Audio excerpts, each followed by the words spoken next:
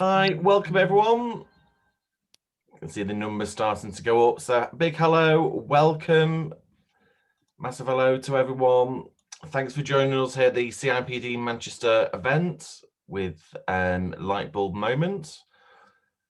Big hello, big welcome. You can see everyone's joined us. Okay. A few pieces of housekeeping. If I can ask you just to change your names, so it's the name that we were expecting. So we are going to attend everyone, and you can do that by clicking on participants and rename. Because sometimes it will bring through your email address, and it's really hard to track people. So if you can do that, that would be fantastic. A massive hello from us all here at CIPD and Lightbulb Moment. It'd be great if you can share your details in the chat. Give us a big hello.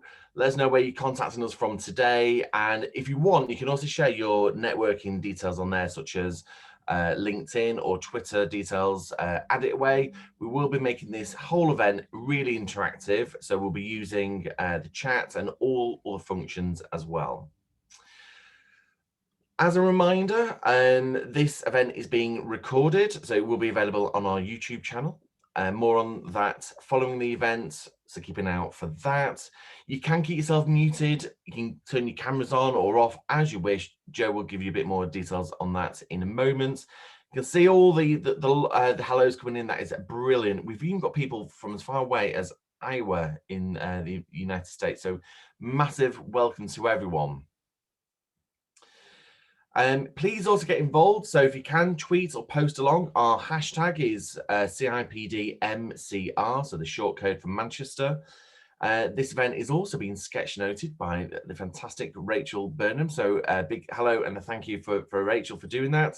And that will be shared on social media following today's session as well. So a massive welcome. You can see the numbers just jumping up. I'm just going to give it just another few moments before we start the session. We've got 30 odd people online today, which is brilliant, and the numbers will keep increasing. So quick reminder for anyone who's just joined us, if you can make sure your name beneath your picture is renamed, you can do that via the participants tags, so it shows your name. Great for networking, but also so that we can track everyone. Give us a big hello back in the chat. Let us know who you are, where you contact us from. If you've got any networking details, Twitter, LinkedIn links, add it to the chat. It's a great way to connect with everyone. Session's been recorded and we're also sketch noting it, and get involved. I know it's the end of a long day for most of us. The weather's not great, but now's your time to focus on you, your development, and get it involved.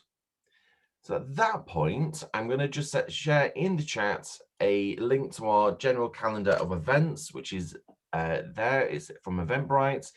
We've just spent this Saturday planning the whole year ahead. So look out for future events by following us on Eventbrite. We will obviously message you via email anyway, but it's a great way to be involved. We're now getting close to 40 people, which is fantastic. So at this point, and I want to bring in the fantastic Joe Cook, who I've worked with, who's a specialist in training, working with virtual classrooms, webinar design since 2013.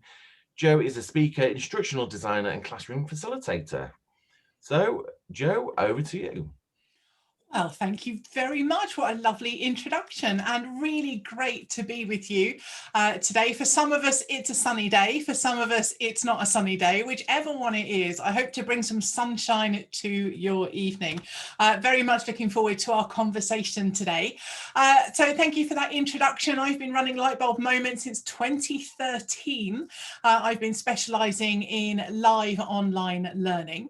And before that, I worked in various different L&D roles, including for Bupa International, CNN News, and various other large companies, as well as further in higher education and the charity sector. So I've done a whole heap of different things, which I hope will be useful in our discussion today. And you might be thinking, who's this other reprobate in this picture? Well, this is Michael. He's my business partner here at Lightbulb Moment. He's also my brother, which is why we have the same last name. He is on the session today. You'll see him in the chat window if you've got any questions, any chat there, anything that I miss, because it's going to be very busy today, he will make sure to pick up. So we are very much looking forward to working together on this session. So what is it that we are going to be focusing on today? We're going to have a look together in a very interactive kind of chatty session about limits that we have around the virtual classroom. We're going to look to the future as well and have a look at 4 areas of virtual classroom change that we've noticed over the last year or so. We're also going to have a breakout discussion at the end, so that will be a good chunk of time for you to have a chat together, and we're going to use Padlet to make some notes on those kind of discussions as well. And of course, we always have time for questions at the end of the session. And I'd like you to be able to ask questions as we go through as well. So you can use the chat window anytime you like. There's a whole team from the CIPD who are helping me behind the scenes, as well as Michael, and they're all going to be doing a fabulous job. So ask questions as you go along. I know some of you also ask some questions ahead of time. Some of those I know we're going to answer. Some of them I think we might discuss around the edges, and some of them I think we probably won't tackle. So if I haven't tackled it by the end of this 90 minutes, we will make sure to cover those in that Q&A time at the end. So what I want to do first of all is to ask you what work you do in virtual classrooms. And in order to do that, what I've got is a poll for you that should be on the screen now. If it's not on the screen, just let us know in chat, or you can answer in chat. But is it that you design? Is it that you do kind of delivery and facilitation? Is it that you manage virtual classrooms? Or is it something else? And if it's more than one thing, perhaps do click on the main thing that you do. And if it's all of them, as James has said, then you can click all of them or tell us in chat if you want to. And you can't add all 3. Oh, well, so choose the main one. And if it's more than one, just let us know in chat. So some of you are doing all of them, all 3, or design and delivery as well. But there's a lot of you doing delivery. So currently at 60% of you doing delivery, and a lot of you doing a mixture of them. So it's a really great place to be when we've got so much variety and such a variety of skills available. And you've all got experiences, you've all got things that you've learned as well. So it's not just me here. I really want to hear from all of you, and you can learn everything together. So about 60% of us do delivery, 13% of us do designer, 1 of us manages, and sort of 20-odd% of you all said, actually, we do pretty much all of it, or a mixture of those. So thank you very much for sharing those things. It gives us a sense of where we are. And we're going to be using Mentimeter today in order to capture your thoughts, capture your challenges in various different things. And what we're going to do is we're going to share in chat how you can get involved in that. The easiest way is to click a link in chat, and that will open up a browser on your computer for you to get involved. If you prefer, what you can do is use your phone or use your tablet, and you can get involved that way and just type in the code. So let's have a look at our very first question together. What does the virtual classroom mean to you? So you can put into up to 3 answers if you want to in this word cloud. What does the virtual classroom mean to you? Positive, negative, or otherwise. It could be your overall experience. It could be just from the last few weeks. It could be how you manage sessions, how you design or deliver them. So let us know, what does the virtual classroom mean to you? You can put up to 3 words in, and we're going to start seeing what kind of things we're thinking. And I see some of you are sharing your LinkedIn details, your Twitter handles and so on. Please do carry on doing that so we can get involved and get linked in with everybody. So they're remote, yes. The survival of my business. What a great terminology there. Businesses, large or small, had to go digital. They had to switch up. They had to pivot. Oh gosh, everybody hates that word now. But it's a really great thing to think about there, about the last year or so especially. Discussion, mixed experiences, opportunities. It's international, it's greener. Yeah, we're certainly not having any of the travel costs and things like that involved. So what else have we got? Lower time to results can be really good. Fun, I love fun. I do like having a laugh on my sessions. They're interactive, which is really good. It's about training and delivering that, having reach, making them adaptable. But we do have other things like technical challenge is coming up and learning curve and mixed experiences. I could read that as actually some of our virtual classrooms really didn't work very well. Lack of engagement, harder to engage. So we have some different things coming through. If we think about the last kind of year or so since lockdown in various different places, certainly since the pandemic, 2020 was a pretty seismic year all round. And when it comes to live online learning, digital offerings, remote working, and so much more, a huge year of change. We know that Zoom and Team subscriptions and all other platforms, quite frankly, they went through the roof. So many people moved into the digital learning offerings, and quite rightly, obviously. And for some of us, there were teething problems. I saw the word adventure in that word cloud just now, and I think that's a really good description for some people. For some of us, it would have been a fun, good adventure. For some of us, you might be using that term very politely to mean it was quite challenging. And it proved, you know, once we got into the groove, once we started kind of getting a handle on it, it proved a great way to continue the offering we needed for whoever our clients were. And that survival of my business comment really highlights that nicely. And we know we all did a lot more virtual events. Australian web conferencing company Redback highlighted that in 2020, people were attending more and more webinars every month than the year before. So this speaks to the quantity of virtual learning events. But what about the quality?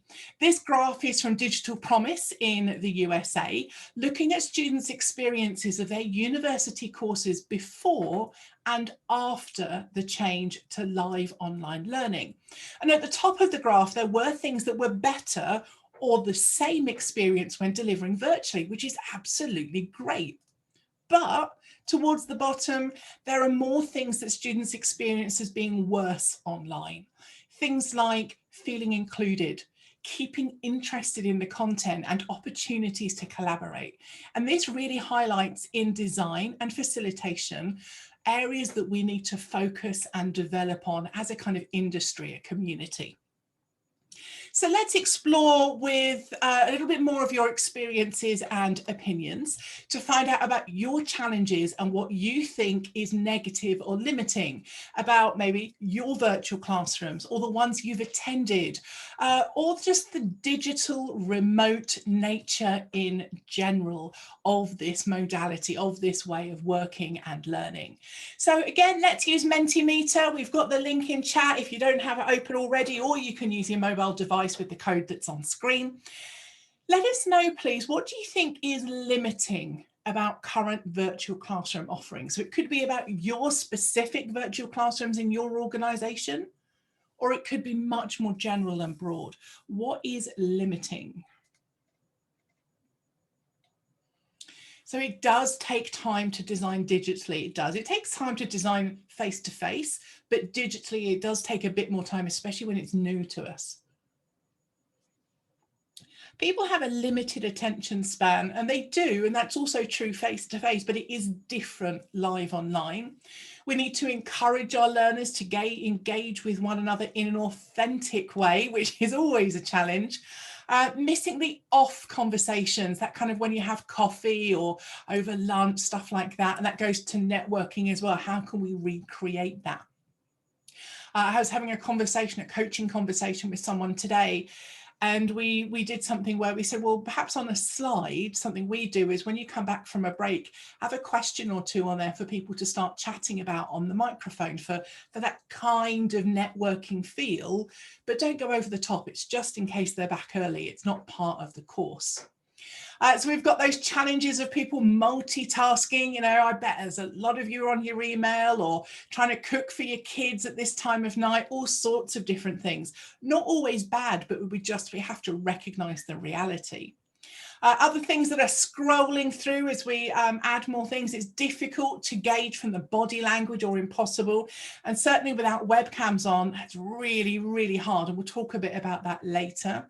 It can be hard to get quick answers from people. So we do have things like green tick, red X, or maybe add one word in chat, but it's not quite the same. We need to adapt the way that we think about things. Sometimes the platforms are still unstable, and it's challenging when people disappear. And certainly early in COVID, when everything was taking a hammering, that was a challenge. I use these platforms all day, every day, and I find them really good. But it's technology, there's lots of moving parts. So we've got all sorts of different things coming in here, and you've got absolutely loads of challenges and limits that are going on. And what we're hoping to do is have a chat through some of these things today to think about how we can deal with them or overcome them. We hear a lot of challenges from people, and this list highlights some of the most common kind of categories is that we can't see people, especially when we're thinking about the tech. Not everybody might even want to turn their webcam on. They're not technically savvy. That multitasking issue, are people even really paying attention to us? What happens if the platform doesn't work, or I can't get my microphone working? And then, if they're not paying attention, are they going to do the activities we've asked them to do? And if they don't, what does that mean? Oh, it can get all kind of sorts of challenges in there. And they're what we're going to be having a look at later on. So we'll come back to that to think about how we can deal with them and improve them. But what I want you to do now, though, is turn our focus to the future, fairly far off in the future, and actually be a bit creative, have a bit of fun, thinking about what virtual classrooms could look like in the year 2050. That's 29 years into the future. I'll be 71. That's pretty much the age my mum is now, which is pretty much, it's bringing me down to earth thinking about that, quite frankly. How old will you be in 29 years time? Drop something in chat. Now, I hope to be retired by the time I'm my mum's age, but not all of us will be. And some of our colleagues in our teams or our organisations will definitely still be working, as well as maybe our children and our grandchildren. So my baby brother has said he'll be 64. Gosh, that's a long time away, Mike. We've got 74. Eek, says Liz. Rebecca says, oh my God, 84. Yeah, it's a little bit sobering when we think about that. Okay, let's move away from our age. And I'd like to know about any predictions, any thoughts you have about the year 2050. Dan says he'll be 85 and in school. I love that, Dan. That's lifelong learning, isn't it? Coming to the fore. So if you've got any predictions for the year 2050, let me know in chat. I'm going to share a few that I researched on the internet, some depressing, some interesting. So apparently the majority of primate species will be disappearing from the wild by 2050. Global greenhouse gas emissions are projected to increase by 50%, and global average temperature is projected to be up to 6 degrees Celsius above pre-industrial levels by the end of the century. Neurotechnologies enabling users to interact with their environment and other people by thought alone will be quite interesting. Have to be careful of all of those thoughts. Toyota will stop selling gasoline cars. Space trips designed to send people to Mars could start taking place in 2030. That's not very long away. And we could rely entirely on renewable energy by the year 2050. And some of the things you've popped in chat, we could have full immersive training, touch and feel the digital experience. That sounds a bit like the holodeck from Star Trek to me. Niha is saying holographic, so we might have kind of Star Wars types holograms with us. Dan is saying flying cars. Back to the Future. I'm referencing this all to movies now. I'm not sure that's what I was supposed to do. Rebecca says, well, we have virtual trainers, and that idea of the hologram or the immersive learning maybe. And Liz says we'll be online constantly, but through some kind of build in the technology. That's an interesting point, Liz. Thank you. Yes, so Mike's saying we'll be teaching classes in the holodeck. VR and AR will be the norm. It'll be in the moment training. And Dan is being probably a bit more realistic. Managers will still not engage with their learners before or after training. So you're probably right there, Daniel. So I'd like to have a think about this. What would a virtual classroom in the year 2050 look like? So we've had some ideas in chat and I've shared a bit of context. So on Menti, please go and type in or chat if you prefer to use that, if that's a problem. What would a virtual classroom in the year 2050 look like for you? Is it something you'd be doing in your flying car with a hologram whilst you sit back and relax, or something else? So somebody said, I'm not convinced there will be classrooms. They'll all be online. So no face-to-face classrooms is what I'm reading there. I could have that wrong, but that's an interesting one. Maybe it will take over a full room. So your virtual classroom won't be on a screen. You'll have a whole room. Would that be a real room or a virtual room? Interesting. It will be fully interactive. And I like to think of my sessions as fully interactive already. However, I think you're probably thinking of touch and smell and all of those kind of things. Somebody's put some characters in here as in a swear word. I'm not really sure which way to take that. We'll not be using our computers. Interesting. So maybe we won't have computers as we think of them now, laptops or boxes or kind of the mobile phone. Maybe it'll be something else completely. We'll have neurochips to directly upload into our brain. Elon Musk or Musk experiment, isn't that something they did in the Matrix, where they said, you know, plug in, kind of let me kind of learn how to use a helicopter and stuff. And I think you mean Elon Musk experiment there. We'll have sustainable stuff, no travel. We'll have life-size virtual classroom. I love that idea. It will be delivered overnight when sleeping through the thought process. Very cool. And if we can all do that though, how do we regulate it? How do we make it available to everyone? How do we not make ourselves so brainy that we don't have problems the other way around? So all sorts of different ideas that we've got here.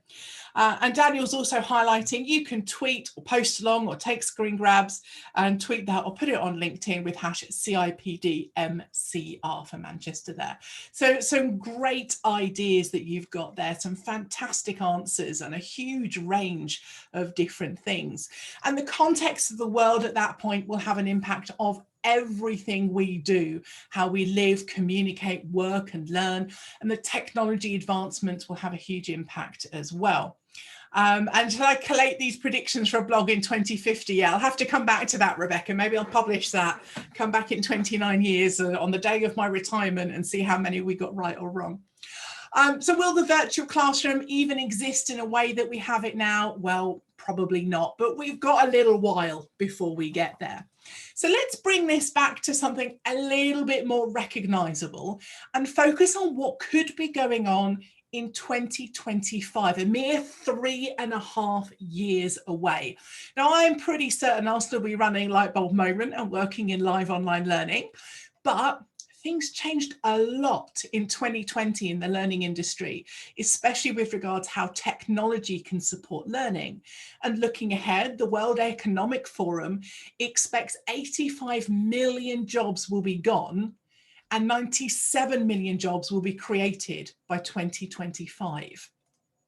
LinkedIn Learning found that learners who use social features like questions and answers and learning groups watch 30 times more learning content. Now, we know that isn't learning transfer or job performance, but it is an interesting stat nonetheless. And there is a prediction of a nearly 10% annual compound growth. That means 10% year-on-year growth rate in the virtual classroom market over the next 5 years.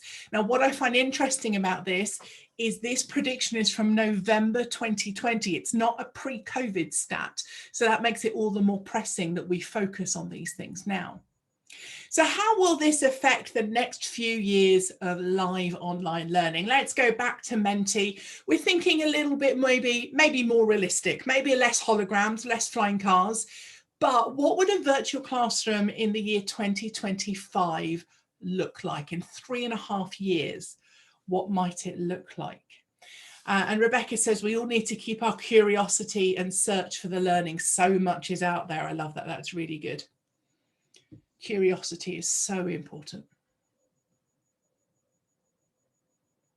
So what would a virtual classroom in the year 2025 look like? 3.5 years, blended learning. Yeah, and not just we'll do a virtual kickoff and then face-to-face and then we'll have a Q&A back online again. but it's the true blend about, well, what's the right stuff for the right learners for the right topics, and a real mix up of different things. Better feedback tools, yes. Now, I'm a huge proponent for using what you've got. So that could include things like Menti and Padlet that we're using today, as well as all the tools that you've got in your virtual classroom platform, the green ticks, the emoticons, the reactions, and there's lots of them, and they're being developed really well. But they can definitely get better. Shorter sessions, so that will be entirely appropriate as to the topic and the users and what's going on. People will be more confident digitally. I really hope so. I think what happened in 2020 is, certainly in the UK, but around the world, it really highlighted the digital divide, the difference between people who know or have and those that don't. Really making the most of technology, interactive videos. I love the idea of, click next if you want this, and quizzes, and I'm sure much more stuff than that. And I think I saw a few video experts join in today, so you can always add something in chat about video if you want to. And the tools to be better, as good as Zoom and Teams and Adobe Connect are, they can improve. Higher quality, easier to use curated resources. Learners are better prepared having done the pre-work. Oh, I'm really not sure in 3.5 years that will be true, but I would like to think so. All sorts of different things. It's a mixture here around good quality modern learning based on kind of research and evidence, and actually the right tech and using it in the right way. I think it's a really interesting mix that you've got there. Thank you. We've seen 4 main areas of change since 2020. And if you've seen or experienced changes in approaches to live online learning in the last year too, then please definitely share them. And James has shared in chat, Twitch has a new service called IVS, Interactive Video Service. It would change how we think of video. Thank you for sharing that, James. I want to go and look up. And Daniel says, someone replied to my tweet about limitations in virtual learning. They said, from the teacher perspective, I think we lose some of our ability to do quiet, low-key checks for understanding. Much harder to catch puzzlement via Zoom. Definitely ways to address it, but for sure noticed it when doing live online teaching. And I think you've got a really great point, and we'll come back to that in just a second. So some of the 4 things that we've noticed is we're seeing people more and more comfortable with the technology, with the platforms like Zoom and Teams, with creating things like using Mentimeter and Padlet and the other amazing tools that are out there. However, the flip side to that is a lot of people have only focused on the basics. They haven't spent time looking at how to use the platforms and those external tools to make their learning offerings even better. It's great that so many people are embracing the virtual classroom, but it's a different modality than face-to-face. When we try to exactly replicate a physical classroom, we miss out on the thinking and the creativity that we need to encourage to adapt our sessions and make the most of this way of being together. As an extension of that, and an example of the previous point, we're seeing lots of trainers and organisations rely on webcams to overcome that distance and what they perceive as the barrier of the technology. And we'll discuss that more in detail in a moment. And also there are lots of different skills that we need to be great at our jobs. And we don't always realise, reflect on and celebrate the nuance of facilitation and design. It's those details about our craft that we need to understand in order to create a live online equivalent. So what are some of the things that we've noticed? Dalila, I hope I'm pronouncing your name right, has said there's a dispute going on about the role of the camera. I'll come back to that, I promise. And Krista says, looking at the CIPD events and identifying which ones would work best face-to-face and which online. I think that's a really interesting point. Whilst I'm a huge advocate of live online learning in virtual classrooms and webinars, face-to-face is there for a reason, and it's really good at stuff, and we should keep it where it's safe and where it's appropriate. How can we tackle this? Well, some recommendations from me, and then we'll discuss your thoughts in a breakout. When people start or develop their virtual learning skills, they often think it's an entirely new skill set that they need to discover and learn. And the great learning and design and facilitation skills you use already face-to-face, well, they absolutely transfer live online really well. Dealing with attendees who don't seem to be following the content, or those who get too involved and we have to manage them from takeover, judging if an activity or a learning point has been understood, and those details like Daniel said earlier on, they all need to be done in the virtual classroom too. The way we get there might be a little bit different, but they use the same core skills you've developed over a number of years. So I can see some stuff going on in chat. James says, not many comments here about vocal skills and intonation. These are vital skills for instructions in VILT. Joe's voice here is a perfect example. James, that is far too kind. I shall pay you later. But you're absolutely right. I'm really aware when I'm online, especially when I don't have my webcam on, I'll put it back on now, is that actually I've got to really come across strongly. You're getting 110% of me. You're getting me at volume 11, and it's still me. And there's quite a few people here on the session today that know me quite well.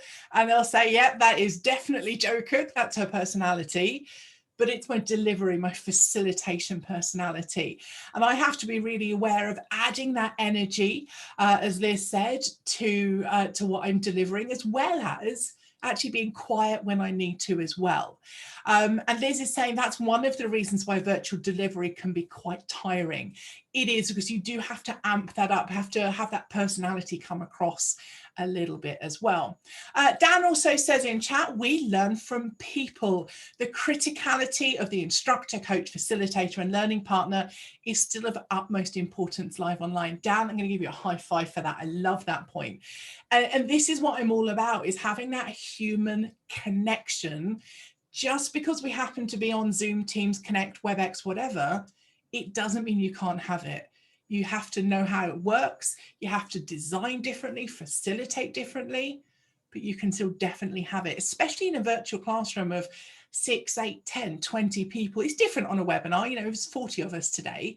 But just like any event with 40 people versus 8 people, it would be a very, very different experience. So thank you for sharing those. And also Daniel says, I reflect on how TV news or magazine shows connect with their viewers. You can nick some ideas from this. Absolutely. And I was listening to something, I like, there's a quiz show in the UK with Richard Osmond in the afternoon. And it's all about the celebrities answering the questions. But every now and then, the host, Richard Osmond, says, what did you think at home? Or did you get the right answer at home? Or if you got the right answer at home and you were crazy because they couldn't think of it. And it just brings people in, even on TV. So I think there's some really interesting points that you're all making there, and thank you very much. Now, you might be great at asking questions in your facilitation, and you can still do that by using the basic tools most people know, like chat, or if we were in a smaller group, maybe more audio for discussion. And also I recommend that you start off thinking like you do face-to-face. If you need to explain something, well, you can still deliver a really engaging story and explanation with nicely designed materials to help keep people with that visual focus. As we talk about the multitasking, if your slides are really good, if chat is active, maybe if you have your webcams on at the right points, actually that can help people keep focus with you as well.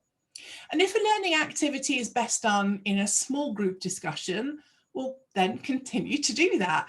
You could use a breakout room, or you could use private chat, or you could use any of the different tools that are out there instead of having people on tables. So it's really important to be thinking along the lines of what's right for the learning. Ray, I get my graphics mostly from either Unsplash or Pixabay.com, and Michael will share the links for those in chat. But we do have an account with Adobe stock images. So we do, I think we've bought like the most basic account where you get 10 images a month or something like that. So it's Unsplash, Pixabay, and we have an account with Adobe as well. So thank you for that.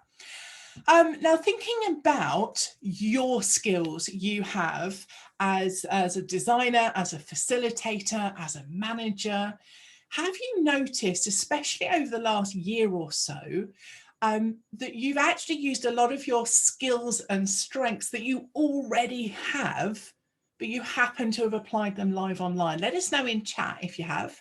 Have you noticed you're using your face-to-face skills in design delivery management, but using them actually live online?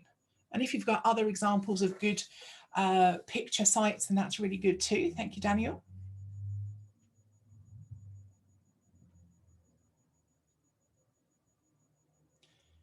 There's some other chat and advice going on in the chat as well, which is good. So definitely reading body language, says Liz. Now that's great if you've got webcams on, and we'll come back to talking about that in just a moment. But we also have to think about what if we don't have them on? How can we do that? But it's really interesting that we can still pick up on those things if we're using webcams. Daniel says facilitation skills, such as how to bring people into a conversation. Absolutely. You know, you might have to look in a different place. You might have to word things differently, like please add to chat or hand up if you'd like to speak, but you can still encourage people. And Dan says, of course, questioning, problems, cases, simulation, co-authoring, all these different things you can still do live online. Absolutely. Rachel says, I've started using drawing live online, including sketchnoting, which is something that you might have noticed on cam that Rachel's doing today, and she's done some lovely sketch notes in the past. Cold calling you can do. So Dan, I'm assuming you mean cold calling as in just calling on someone like Bob, please unmute and let me know what you think. And if you mean something else, then obviously do let me know. So that can work live online. You might scare the bejesus out of someone, but you absolutely can do that. It's a technique. Okay, and we can keep a record of who's responded to chats. We can kind of think about all the different things about the levels of energy. We have to think about our own creativity, says Daniel, and James says practice and practice. So you're absolutely right on all of those things.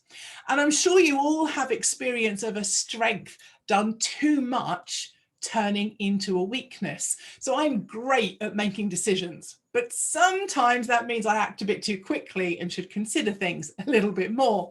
And this great strength of our face-to-face experience that I absolutely want you to capitalize on, but it can be a weakness when we apply it to live online learning without a bit more consideration about when it's most appropriate. And as I mentioned just now, you know, replicating the physical classroom exactly, it doesn't work. We're not using the platforms and the technology and things like Menti and Padlet and Mural and Miro in a way that we have an opportunity to do things differently.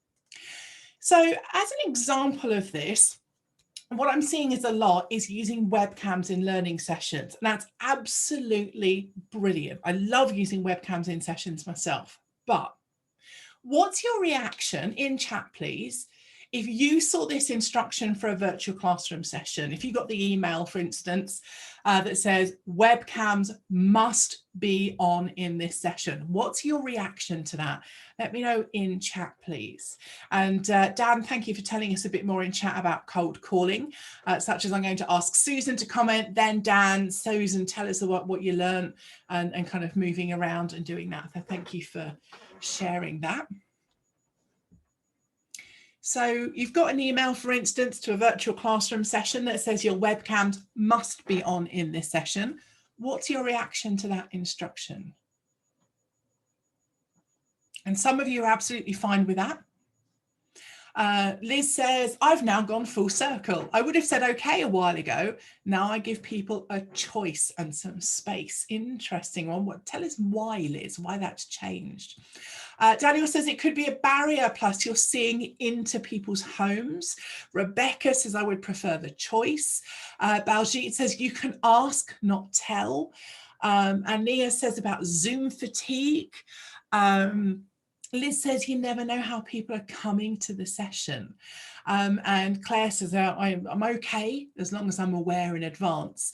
And Helen says, I'd be okay, but whether I do it or not would depend on how I've joined, what the session is, what time it's on. And this webinar is a great session, you know, session example. It's kind of just gone 6 p.m. in the UK. That's kind of cooking the kids dinner. I've just got home from work. I'm ready to go out for a run afterwards. All those kind of things. It might depend if it's a work setting, you might need reminders. And Liz is explaining and saying that people might be struggling with their mental health. They may not feel comfortable showing their home or location. I now ask them to switch on if they can at specific times so they can connect together. And I think this is really interesting. There's absolutely no doubt that seeing people in our virtual classroom is wonderful. It can make us stop feeling like we're on our own or just talking at a computer screen. However, you've also highlighted there are various issues. Somebody mentioned technical issues and bandwidth earlier on. People might have very personal reasons affecting their willingness to share their webcam. And we need to be sensitive to that and to respect those.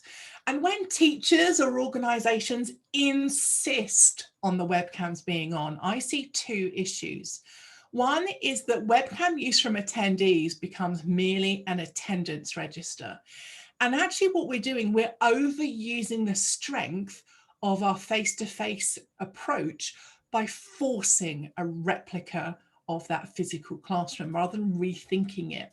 When discussing this insistence of attendees being on webcam, Leo Locher on Twitter called it the new bums on seats. And I thought that was a really interesting discussion. In some instances, webcams are used literally to see that you're there, and it's the most basic form of kind of engagement. There are much more engaging ways to achieve this with designing activities using the technology appropriately. When we rely on webcams to replicate our face-to-face experience, we aren't offering the best solutions for our attendees. We aren't giving ourselves the best opportunities to facilitate really well, or using the technology in a way that's positive and creative. So let me just have a quick lightning look through chat. James is highlighting about the development of the internet and how it couldn't handle video previously. Helen says, after a break, I asked people to quickly turn their cameras on if they're able to check that they're back. Really nice, thank you. We need to consider accessibility in supporting people with lip reading. So often doing virtual classrooms and webinars, it's asked, actually, Joe, could you turn your webcam on for the whole thing? Which I'm more than happy to do. Some people like it, some people find it distracting, some people get the message better and lip read better in that way. So there's those kind of different things to consider as well. What we need to do instead is use this amazing background we have in face-to-face design, delivery and management of learning interventions, and use that as an inspiration to convert and adapt our physical training and our skills as well into appropriate digital options. And Virginie, hi Virginie, says, I think some facilitators are not comfortable at speaking to a screen and not seeing people. That too. And also, you know, do I look at my webcam? Do I look at your webcams? Do I look at my notes or chat? And actually we can do all of that, it's fine, but it can feel disconcerting initially. Now, I'm not going to ask any more detail on your opinions on this right now, because we are going to use breakout rooms for you to discuss this in small groups.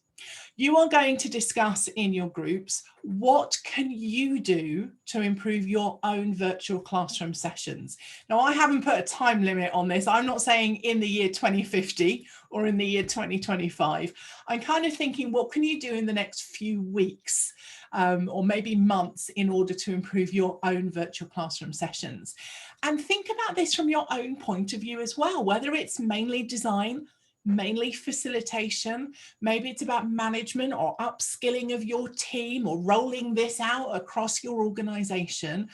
Any level of detail or overview that's relevant for you. You can choose whatever angle you want in your breakout room. And what you're going to do, you're going to discuss this in your groups. And what I've made is a Padlet for it. So if you've never used Padlet, it's a great way of basically almost putting Post-it notes up on a wall. And I've made 3 categories here for us to have a look at. It's one Padlet for absolutely everybody on the webinar. So what I hope is that after a few minutes discussion, you'll start seeing things pop up in there from different discussions, which might start a conversation and spark some ideas for you in a different group. So I've put one about what ideas do you have for improving the design of your virtual classrooms, one about the facilitation, and one about anything to do with management or skills development for yourself or your team. So they're your 3 columns. And all you have to do is literally just click the plus sign under one of those columns, and then you can go and add in a note. And something that I really love about Padlet is that you don't have to sign up a new account. You don't have to go and do that right now. And you can just post in there anonymously. So it makes it really quick, really easy. So Michael is going to go and share the link to that in the chat for you. So please go and click on that. It will open up in a browser in a separate screen from Zoom for you.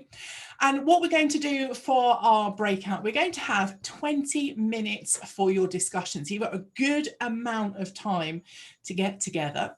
And we'll come back for just a couple of reflection questions afterwards. So remember, what you're discussing together in your groups is what can you do to improve your own virtual classroom sessions. What I'd really like to encourage, please, that if possible, technically, and if you're comfortable to, you put your webcam on so that when you get into your breakout room, you'll be able to see everybody in there. It's a little bit nicer when you go and have a conversation if you're comfortable to. So could we please pause that recording? And we're going to start our breakout rooms any second now. So let's pause the recording. If you want to turn them back off again, that is absolutely fine. It's entirely your choice and no problem one way or another. But welcome back, everybody. Hopefully you had a really good conversation and hopefully you went and shared a few things. I'm sharing my screen. I'm not going to comment on every single one of these. Thank you, Liz, for the thumbs up. I just thought I'd share these and capture them on the recording. And some of the things that you shared, yes, Baljeet, the recording will be available. Things like changing text to visuals, having more video, more hands-on, less lecture, be encouraged and get people involved, thinking about the customer journey, less of a monologue, bring people with you into the digital space, have frequent breaks and activities, throw away the agenda and go with the flow. I like that one. And we do need that flexibility live online too, and hold things at the best time for your groups. What kind of things for our facilitation, different types of activity, have vocal training, have 2 instructors, and later on there was comments about have a team, have a producer. The size of the audience can be changed, can be difficulty, using MS Teams and forms there for them. So using a producer really helps. Pair people up afterwards for accountability is interesting. Have some open questions, feedback opportunities, take a break, 60 deck down slide. I'm not entirely 100% sure what that means. Definitely take breaks. And if you've got lots of slides, I'm thinking if that's what they mean. I think lots of slides isn't a problem as long as you're moving through them quickly. So I think that's the kind of thing that's being mentioned there. I've shared our community link, have easy to follow beginner sessions for novices, and accessibility tools are important to go and consider as well. So thank you very much for that. And what I'd like to know, please, I'm going to stop sharing that and then just come back to us. If you want your webcams on for a bit of a discussion, you can, or you can focus on Rachel Burnham's lovely drawings there. But what I'd like to know from you is a little bit of a debrief of those conversations. Is what surprised you about the conversations that you were having? So in chat, please, or if you like to put your hand up or want to come on audio, welcome to. You don't have to. It's not something that we put a lot of planning and instruction into, but if you wanted to, you can come on audio. We have time.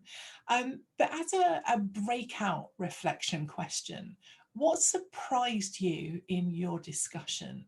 So in chat, or if you wanted to unmute and get involved in the conversation, then you're more than welcome to. So what surprised you about your conversation? I'll jump in, Joe, because I think this is the comment I made in the chat, but also Danielle has also touched on this.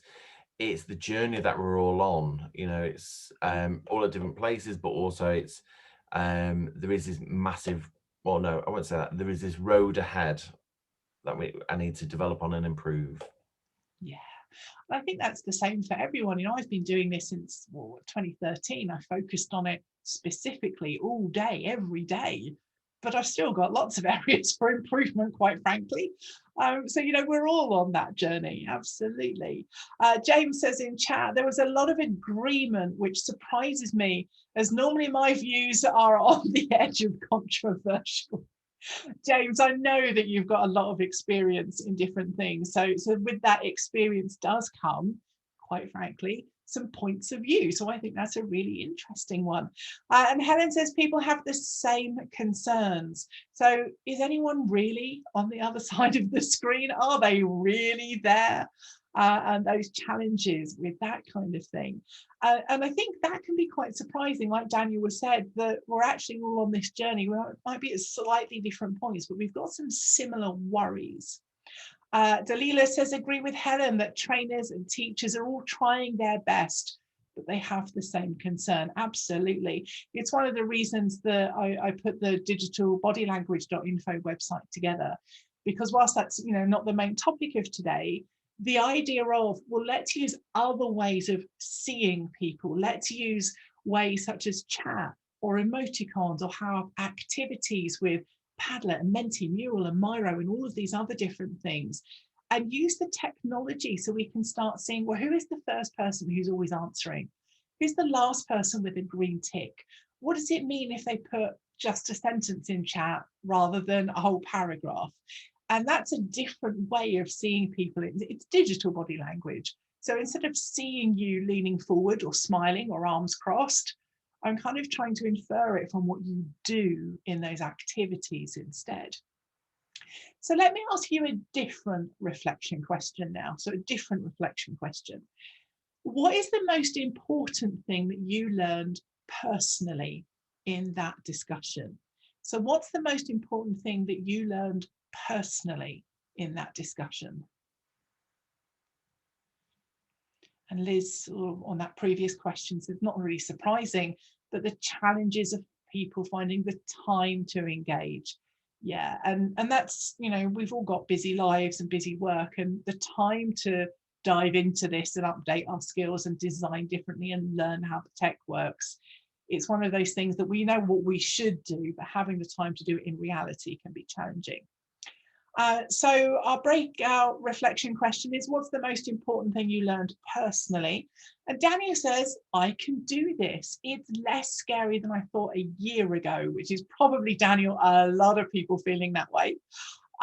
It's important to learn myself, network and learn from others, which is exactly why CIPD Manchester are doing this session. It's exactly why I've written it the way I have, so that we're all getting involved together. So thank you for verbalizing that, Daniel. That's been really good. What else have we got? Liz says, thinking about when people learn best. Yeah. You know, is it 5:30 of an evening, or is it earlier in the morning? You know, what's best for your audience? Liz also said, or Liz, different Liz, that was Liz McOmish. Now Liz Needham says, keeping the customer front and center rather than the person wanting to get the info over. Yeah, it's always very tempting to think, well, I'm the star of the show, but really you're the star of the show and what you're going to do with it. I'm just a bit of a conduit towards that. Rebecca says, have more faith in interest so I can give people a moment to pause, knowing they will come back. Yes, Rebecca, I love it. There's a bit of trust, a bit of a leap of faith we have to take. And the way I always say this is, you know, if people aren't replying, aren't putting something in chat, in my head, what I tell myself is they're making notes. What I'm saying is so amazing, they're making notes. And that's why they're taking a little while to respond. Now, that's not always true. but it gives me confidence and it gives me time to relax rather than going, oh my gosh, what's going on? So I think that's a really good point, Rebecca. Dalila says, you look at the camera a lot when you speak, which is great because it seems like you're looking into my eyes. But not many people do that because they look at the screen. Really interesting point. It's something I've developed as a specific habit over a certain period of time, because sometimes I'm looking at my notes, sometimes I'm looking at chat, sometimes I'm looking at webcams, but I make sure when I know I'm going to be verbalizing something to look at that camera for that reason. So that's a great point. Thank you very much. Dan says, I'm a tinkerer. I love learning and discussing tools that solve problems, Padlet and Mentimeter, etc. And I think that's the key thing. It can be really fun to go, oh, we'll use Google Jamboard for this because you can do blah, blah, blah feature, which is brilliant. But do we really need to introduce a tool? Do we really need to get everyone to log into Google? Do we really need to have to explain it? Or could we have just used chat instead? So it's tinkering and it's finding the thing that does solve the actual problem and then using it really well. Lizzie said, I am the star. Thank you. I knew somebody would think I was. Dalila says, personally, I felt guilty for getting distracted during virtual training more than in classrooms, but it seems a common problem. It is, and I wouldn't worry about it too much if you're getting distracted. One thing is, if you're getting distracted, maybe it's because you know stuff, which is really positive. Maybe it's because the person hasn't designed or delivered something really well, in which case there's a little bit of things which aren't your fault. And just go with what's right for you in that moment. What else have we got? Danielle says, I spend a lot of time researching on YouTube on the technology and delivery tips. You have to try things to see if they work for you. Yes, one person's Padlet is another person's Menti, is another person's Mural, is another person's Just Do It in Chat. So they're all great tools. It's finding the right one. And Liz says, I agree, RE Joe's camera action, but I find it so hard when I want to look at people on the screen. So a tip I do is I've got quite a big screen, but I always make sure if I can, depending on the platform, I put the video stream underneath where my webcam is. So right now I can see Emma and Rachel's drawings and Daniel right under my webcam. So even if I'm looking at them and not my webcam, it's only a subtle difference. What else have we got? Some stuff about trying and testing different tools. Other things that we've learned is about frustration, about positioning the camera. James has a question. Do we rely upon sensing other people's emotions too much as facilitators? Is it important to the learning quality and outcome that the facilitator feels good about the delivery? Oh, we could probably do a whole session on that, James. I think there's a certain Freudian and holistic element of what we feel in our reactions are really important. And I think most of us would probably agree with that to a degree. But it's the too much bit. Sometimes that little degree of separation can allow us to focus a bit more objectively on things. So it's an interesting one to debate another day. So it's ask rather than tell. It's important to read the room digitally to ensure you bring people together. The trainer needs to be relaxed and gets more out of the group. And being kind to ourselves, that's a lesson for life right there, quite frankly. So you've got some absolutely brilliant stuff that you have shared there. And we're going to move into kind of the very last section of our session, which is our questions and answers. So if you've got particular questions that maybe we haven't kind of picked up on just yet, please do share them in chat. And I think I'm going to come to Rebecca at this point, because I know we had some questions that were submitted before the session. And I know some of those I thought I would answer, and some of those might be a little around the periphery. So Rebecca, are you there and able to pick out any particular questions I haven't answered? And in chat, any more questions for us, Rebecca?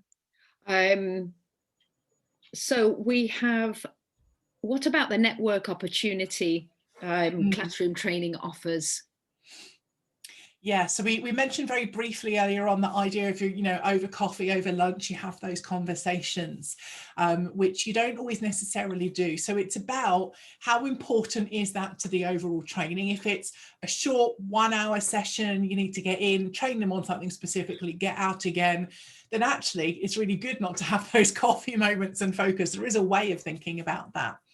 But then the other way is, if it is important to the course, the organisation, the learning outcomes, then design it in. So design your session to be 15 minutes early, and you encourage people to join early and actually put it in their calendars, and you have some questions ready to go. I've seen people use things like breakout rooms that people join. You've got a minute of hello, welcome, right, all the audio is working, I'm going to shove you straight into a breakout room, go chat, we'll see you in 10 minutes. And also I love this idea from Daniel as well. Replace it with coffee roulette outside the session. So, go and pick someone and have coffee. Maybe schedule in half an hour of your session. Actually, you finish at 2 o'clock, but there's another half an hour in the calendar. It's like, pair people up, right? Go and have your own virtual meeting and have a coffee. So it's about being creative and thinking in different ways. Rebecca, next question. We have from Mark, how can we optimize and sustain the attention of the participants? Oh, that's a whole other session. I've got a great course on that. It's about being a virtual classroom trainer. I think what we've got to look at is a lot of the things that we've picked up on here today. It's about designing lots of appropriate interaction using the right technology. So lots of questions, activities, discussions, as is right for your audience and your learning and performance needs. And thinking about that differently than we might face to face, because we have to design differently. We have to ask questions more often. We have to get people more involved so that we can see that digital body language, that idea of why is Bob always the last person with the green tick? Does that mean something? Just like, well, Bob's leaning back with his arms crossed. Does that mean he's disengaged, or does it mean he's cold? It's giving us an opportunity to have that.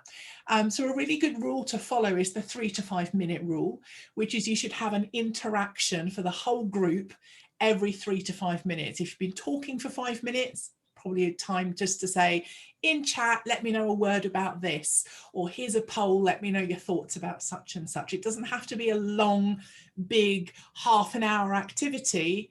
It can be really quick little things that build together. Rebecca, any other questions? Let's have a quick look.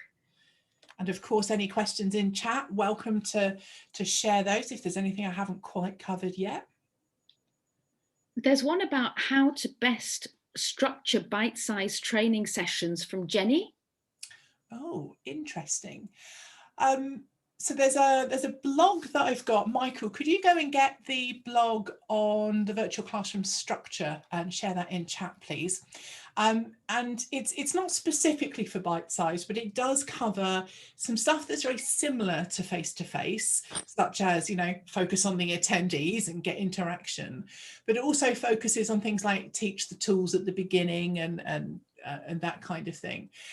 That's not specifically about bite size, but I wonder if you want to add in chat what's different about bite-sized training in the virtual classroom that leads to that kind of question. And I think it could be around, is it being really specific? So going back to that point about the networking, and we often have introductions at the beginning of a session. If we were face to face, we might do that, go around in a circle, name, rank, serial number, or talk to the person next to you and, tell us about your partner, one thing you learned about them. Is that appropriate in a bite-sized session? Maybe you say in chat, let us know the department you're from, or where in the world are you? So it's about having the right amount of time allocated to things. So if I haven't answered that, you can, by all means, can go and post that on our community. And again, Michael will share the link to our community in the chat window. And as Daniel says, that I'm demonstrating the importance and value of having a producer to support a session, and the right kind of producer as well. So thank you for sharing that, Mike. James says, do people think that virtual instructor-led training best practices changes to delivery design, etc., will be implemented in the face-to-face delivery environment. For example, more interaction, less bullet points. And James, that's a great question. I'd love to hear people's thoughts on that. And from my experience, the answer is yes. Daniel's saying, I hope so. Over the last, 7-8 years that I've been doing this, it's interesting because we focus on really good learning pedagogy and modern learning theory applied to the virtual classroom. But a lot of people give us feedback that they say, actually, I've changed all the slides for my face-to-face training, or I've changed up how I approach what I do in my face-to-face sessions and my physical classroom, based on good quality evidence-based learning. So I think a lot of that has been really positive, and Mike is sharing that in there too, because good learning design and facilitation is good learning design and facilitation. You do have to do it differently if it's face-to-face or live online or webinar versus e-learning, but some of those are constants throughout. So I think that's a really great place at which we should probably close on that, James. Thank you. And there are a couple of comments coming through. Rachel says it's about what leads to effective learning and keeps the focus on performance. Perfectly said, Rachel, thank you. And Dan says, I expect us to be surprised how much transfers back to the classroom, polling, documenting, simulators, absolutely. So I think it's a really important thing to think about how can we use that appropriately once we're back face to face. Okay, well, thank you very much for your time today. I've been absolutely amazed by how interactive and chatty you've been. For those of you of an evening here in the UK, it's the end of the working day. You're easing into kind of wine o'clock maybe, or gin o'clock. So I've been very, very pleased that you've been with us. Thank you so much. And if you've joined us from further afield, maybe it's coffee o'clock, and I'm still impressed that you've joined us from further afield. If you want to know more about our courses and how we can help you and your teams, you can go to lightbulbmoment.online. I'd love you to join our lightbulbmoment.community, where you can come and ask more questions. There's loads of resources there as well. Follow me on Twitter, find me on LinkedIn, we can have a conversation. And Dan says it's always gin o'clock somewhere. So thank you very much. And Daniel, I'm going to hand back to you. Thank you very much for inviting me. No, thank you for such an energetic session, like I say, at this time of night. Thank you, Mike, Rachel, and Rebecca and Emma as well, for everyone being involved. And thank you to everyone taking part. It'd be great to hear your takeaway from everyone who was online. What's one thing that is standing out for you? So add that to the chats just as we close the session. As a reminder, a survey with all the resources will be sent out following the session, including the fantastic sketchnoting. And we do have some more sessions coming up here at CIPD Manchester. So the coming weeks, we've got an immigration session, immigration law update rather. There's a HR cafe with Rachel, with the focusing on creativity, and also a wellbeing in a COVID world.